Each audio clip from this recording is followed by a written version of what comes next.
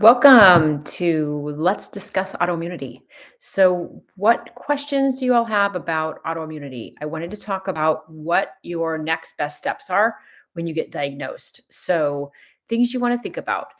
You want to run an ANA cascade or an ENA panel so that you can kind of understand like what tissues could be involved in your autoimmunity. Now, what we also want to do is we want to talk about like what do you think happened? Why do you think this turned on for you?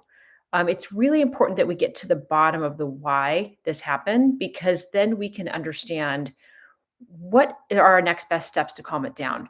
Do we have do you have a bloating issue? Is food really hard to digest?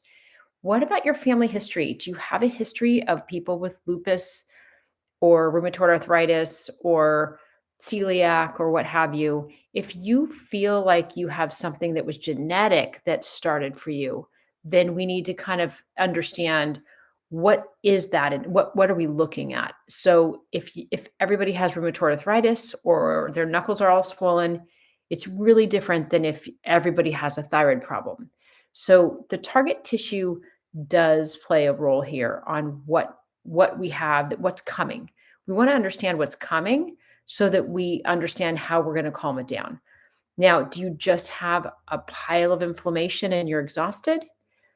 How do you feel when you are reacting with food? Do you have an issue with food? Is food an issue for you? Does it make you bloated? Do you feel like when you eat food, you feel better? Or do you feel like when you eat food, you feel tired? We want to find out if you have a blood sugar issue. If you're feeling like you have exhaustion after meals, you probably ate too many carbs at that meal and you're going to feel tired. Do you feel like when you eat, you feel better? If you feel better after you eat, then that tells me that you're probably you probably were hypoglycemic. So you probably had a low blood sugar. So what we want to find out is we want to find out what is happening and why you have this trigger happening. Um, the majority of my patients that have autoimmunity also have gluten issues and also have dairy issues. So, do you know if you have those food issues?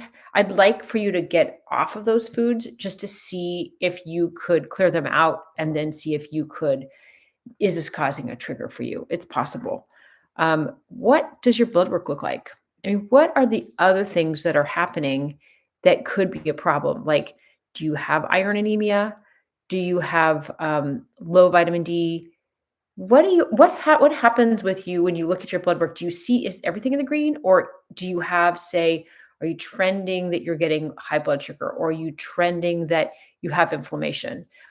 Some people are running blood work and they don't have enough blood work.